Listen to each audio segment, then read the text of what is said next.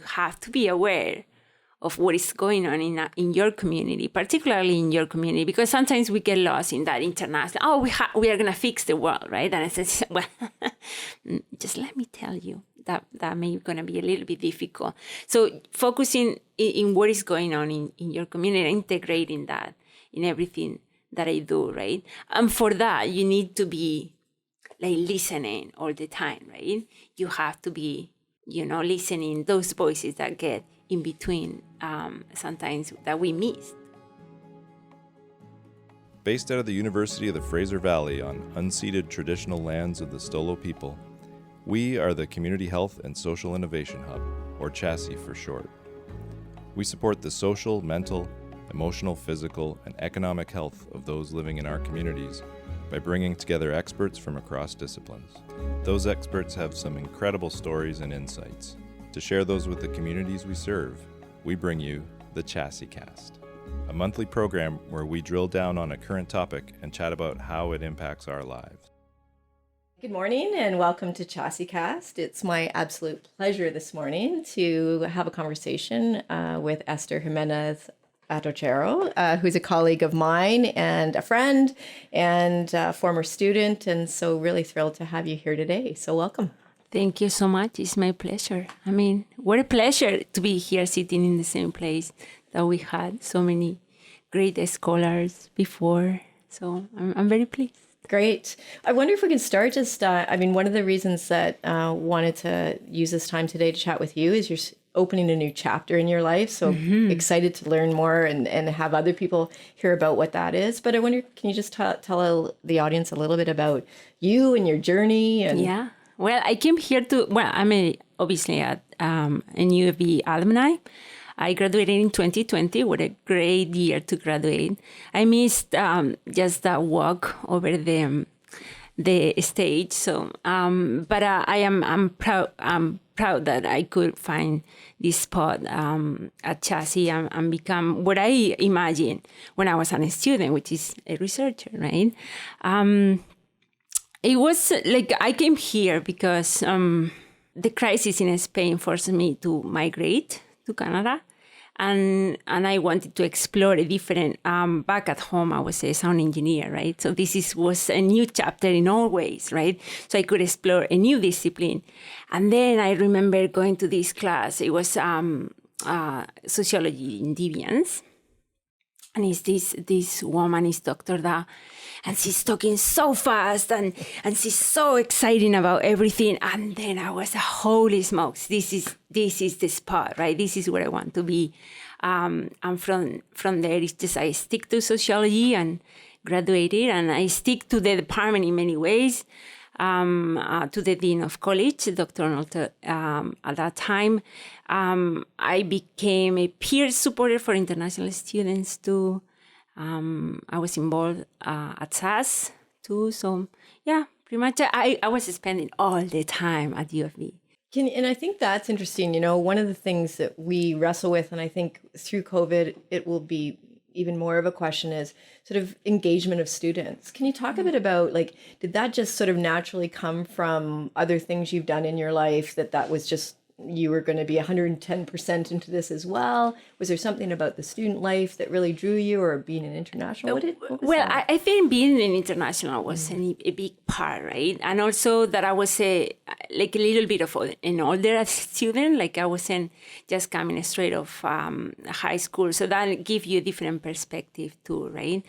I feel like UFB allowed, and the department, again, allowed that possibility of becoming involved in many ways, right? I very quickly realized how divided the university was in the different departments, and that took me to be part of the Senate. And then when I got to the Senate, I realized how little of voice a student had at that time. It sounds like a critique, but it's not. I think like it's a place where we can improve a little bit more. Like as a student, for those that are today at the Senate, I encourage to really speak out. Probably I didn't do many friends at that time. I didn't make many friends at the Senate, but it was a spot. The university offered me a spot. Now, that to be said, not everybody felt the same, right? Like, I also encountered many international students that they were feeling that they couldn't find that spot for themselves, right? So, if you had to talk about that for just a bit, what are some of those challenges that you heard about, that you experienced? Well, there is still like a need of integration, right? Much more representation, right? In the international department, for sure, in our faculty, right? So students still feel that they don't have a place for that voice, right? Because they feel that they may not be backed up by anybody, right? So I think we need to do a little bit better, if not much better, in making our students feel that they can speak up, right? And the university, this is the space, right, for that, right? This is where you come and then where you make mistakes and where you critique your faculty members, where you critique your institution, where you critique, right? And it should be not only for a student, but for all the members, faculty, staff, right? I think, and we had this conversation before, right? I feel like we just became so polite, right? In everything. Right? We want to be so careful and so caring about not hurting anybody, right? And that's important, but there is a lot that needs to be dismantled. And sometimes that means to have hard conversations and to be painful conversations, right? So I think that particularly sector, like white individual, we became so comfortable in our little spots, right? And I'm sometimes fearful too, right? So yeah, and the university is the place where we should speak up and feel that we are not gonna be, that this space is gonna respect us speaking up too, right?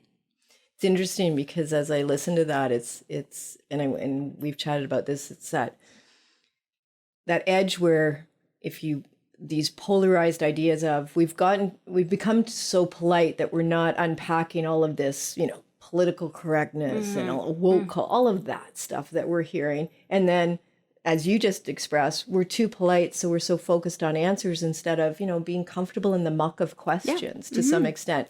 So isn't it an interesting time where if you'll let me just kind of create two sides for the moment, they're both using some of the same rhetoric to say, particularly within the university. Mm-hmm. That's right. Yeah, I wonder how you think about that tension where, the same tools, the same arguments are being used by what I would argue are quite destructive and potentially really harmful elements. Mm. I wish everybody could see your face right now. For those of you who can't, I can explain that one of the things that I will miss an awful lot, and maybe we can let that one bounce around. My eyes, right? Are the eyes, yeah, and kind of can say a lot over the computer monitor as we talk about in CHASI. But maybe that's a nice way to go. Where are you off to next? And can you talk a little bit about that and why? Yeah, I'm going now to the university, Carlton University. That's in Ottawa, which is such an interesting time. Probably I'm going to encounter some of the freedom of convoys, which is kind of exciting because one of the things that I want to see is now that the COVID-19 restrictions have eased a little bit, I want to see if there is any, how is the counterculture happening there. I want to see, again, if we are going to encounter that politeness that we are saying, because that's the thing that I always keep thinking, we are allowing so much. We are allowing these individuals to be there, and with that permissivity that they think that they have, right? And then we are just kind of oh, well, these are just a bunch of crazy people just there. But the reality is that the message is just going through, right? It's getting embedded in our children. It's getting embedded in our students potentially. It really get me crazy to see that these flags, like Canadian flags in cars in our parking lot, just, because there is a message there, right? So it's transporting everywhere, right? Potentially even internationally too, right? Like we saw that the Freedom on Convoy impacted like France, right? And Spain too, right? Where particularly also truck drivers, they felt that they had that, that argument of dismantling the government and, democracy, obviously. Mm-hmm. I love that. In typical Esther fashion, I was asking about you and your educational journey, and very quickly, as we all do, right? And is we're like, yes, but the world I have to fix. Right. That's right. But it's a nice little connection to what you're doing. Yeah. Yes. I'm going to study my master's. It's a MA in Migration and Diaspora Studies. Which I'm so excited. Like this didn't came to me like easy, and this is something that I also want to tell many students. Some people tell me like, how did you figure it out, the masters? And it's like I say like, I didn't. I wasn't sure until one day, and I have to tell you, this happens to me so many times, like in the shower. I'm there, and then ideas come to me, right? And I was there. At that time, I'm still working for the CIHR project with Dr. Cindy Jardine that is running through CHASI in temporary foreign workers. And then I thought, well, wouldn't be so amazing just to dive in a little bit more in policies and what the government is doing and how much migration is going to impact when we see the impact of environmental disasters, right? Obviously, economic crisis. We are going to have that wave of migrant workers and refugees, right, coming to Canada, particularly because also Canada needs these individuals, right, to maintain the GDP that we have, right? Like migrant workers really do an impact, right, in the Canadian economy, right? So I thought like, well, policy is my thing.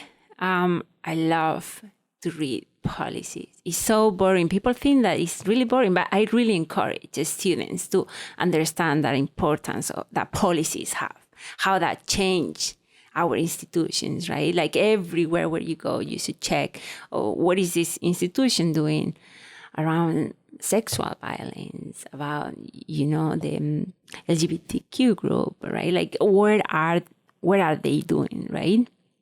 And find a place where they can, again, write to whoever they have to write to change that policy, right? Or to just question why is this policy still here, right? Can we update policies, right? So because I have that interest, right? I thought, I really want to explore that. Now my research question is still in the air. I have some ideas, but not clear yet. The supervisor is okay. They say it's okay not to get it done before I enter into the master's. So. But isn't that interesting too, right? The idea that of just being okay in the space. Like I try so hard with students when they're coming in and I don't know what I want to do, and I'm saying that's okay, and they're saying, well, can you come for dinner at our house and tell my parents that, so it's really important to hear you say it's okay not to know yet. Yes, and actually I made notes for this interview. You know how nervous I get. I always do so quietly, but I made notes, and one of them was that, right? Can we please just stop asking our students and kids and, what they want to be, right? In a world that is so messy, right? And where they themselves don't find a clear future, right? Like where maybe water is gonna be lacking, right? And how can they know, right? Where we are living in this messy world, right? I would encourage the students just to be okay with that, right? Do that not knowing, and also, to think that whatever the field they study, to be reflective, right? And whatever they do, I think like we just in these times we reflect so little, right? We need to be busy all the time, right? We are not given to, just sit down and say, okay, why is this impacting me? Why is this important to me? Why is this important to you, right? Why we need to sit down and have that conversation? Why we need to sit down and not have conversation at all, right? Because sometimes it's about sitting there and not talking, right? So, that reflection, I know we have like a lot of busy life, and I know that sometimes reflecting means to sit down with uncomfortable truths and uncomfortable thoughts. But to me, it's the way of progress, right? The way that we progress too, right? So those students to be okay, to need 3 years or 4 years to know what you really want to be. And in the meantime, be involved and be, doing your things and have a goal. But don't forget that sometimes in the sides, you can find where you really want to be. Sometimes you have a goal and then suddenly something on your side, but you were so focused in something, right, that you missed it, right? So just be aware that sometimes things come, on the side of our eyes, right? I agree with you that it's so important. How could we do better, particularly thinking about the university? We get people merged into declaring majors and pretty invested with often not loads of flexibility to move once you do. And then the other thing I'd throw into that is sometimes I hear people say, well, you saying to students that they don't need to know yet and you'd rather they didn't know comes from a place of privilege, which it absolutely does in many ways. But also I also think we want to be careful about deciding that certain segments of our population don't deserve to sit and we should find ways for them to be able to travel and journey and shift with the flow as well. So, what could maybe the university do? Well, I think allowing a little bit of extra time, like everybody learning such different ways, right? Like if we could figure it out, and this is a little bit utopic, right? Because then reality, right? You have to go out to the market, right? You have to have an income, right? Obviously, I think like allowing the space. I think sometimes many students, and I have heard this, like, oh, Esther, you know what? It just I cannot have an idea right away, right? Like I get asked this or that, and he said, I don't know. And he says, yeah, it's just you need to just go somewhere where other ones, like there is some people that just jump and brainstorm, right? But some others say, okay, just give me a moment, go for a walk, and I come back with some great ideas, right? So allow that for the people to say, okay, go and brainstorm, and then you come back and there is a space for you still, right? So, yeah, I think allowing that time, it's coming back to that busyness, right? Yeah. So as the world feels like it's sort of crumbling, burning down around everybody, certainly our students are feeling it. How do you navigate some of that? I mean, I certainly, this CHASI is a space where we get to come in and sort of vent a little bit sometimes, et cetera. There's an incredible privilege in that. And I'm so appreciative for that. Where are you at in navigating? We've had Roe v. Wade. We obviously have, sustained resistance around Black Lives Matter continuing. We very definitely, Indigenous rights and some of what's gone on most recently over the last sort of 12 months around those issues. How do you navigate that? Well, sometimes I must say it's difficult for me. Sometimes I don't know the best way of navigate things, and and sometimes I have to withdraw. But what I try to do is everything that I do. If we prepare a survey, if we do a writing, just to integrate all that is happening, right? Like around me, you have to be aware of what is going on in your community, particularly in your community, because sometimes we get lost in that international. Oh, we are gonna fix the world, right? And I said, well, just let me tell you that may gonna be a little bit difficult. So focusing in what is going on in your community, integrating that in everything that I do, right? And for that, you need to be like listening all the time, right? You have to be, listening those voices that get in between, sometimes that we missed also too, right? It's hard. I don't know. Sometimes I have difficulty to navigate. I think, doesn't that go back a bit to what you talked about with respect to sitting in it a little bit, right? Being allowing to. So we do feel compelled to fix, and we're doing that. But I think if we could all be better at what you've described, and you do that, you're a bit of a push on that for, I think, everybody in CHASI that just says, slow it down, turn things off, like do that kind of thing is a really, that's been a real gift for me, getting to know you. So I think that's something that would help all of us a little bit. It's just being okay not to know the answer, sitting in silence. Yeah, I think that's the key, right? We cannot know everything. We can, because then with just one of us would be enough, right?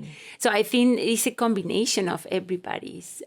It's a combination of what I was mentioning before, of all those that also go somewhere and or may work in a different speed, right? Like it's the one that need 3 extra hours to do something, right? But it's gonna produce such in-depth, right, material, right? So yeah, I think that's the key, right? We're winding down a little bit in time. I'd love you to talk just a little about what you got going off to do your master's.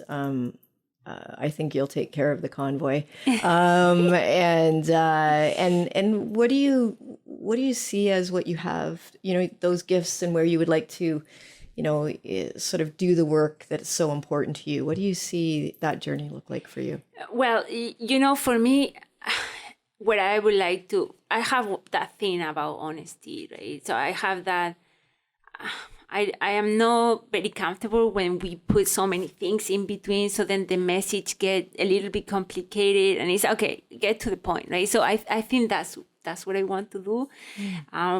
In the work that I do, I just want to like take away all those things and then get to the point, right?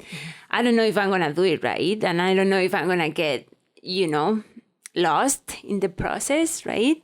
But I think which make change is to finish my master's, so then I can incorporate part of myself to the work, right? I with my reflections, my awareness and my honesty in the work that I do, right? That's my dream. Now, am I going to achieve that? I don't know. Let me tell you in a couple of years. I was kind of hoping you didn't add the end part, because I thought that we can just cut that out or something. I'm hoping, but I thought it was. I think I have no doubt that you will do all of that, and I think why I know that, and the amazing part of what I get to do for a living that I love is meeting thousands of students over the 30 years that I've taught, and you nailed so many important aspects, and I think most importantly, making sure that who we are is part of our work, and that doesn't matter if you're a farmer or a professor or whatever. It's making sure that we're giving an important and honest part of ourselves every day in what we do. So yeah, I have no doubt that I'm hoping you'll hire me someday. That's my real hope. But so that would be pretty amazing. That would be awesome. Yeah, that would be great to have you as a advisory, like kind of like a mentor advisory. Wow. Yeah. I hope we'll continue to work together. Yeah. So thank you so much for doing this. Really appreciate it. And we're obviously going back to do some good work. Yeah. So thanks. All right. Thank you, Martha. Great. Okay, bye-bye.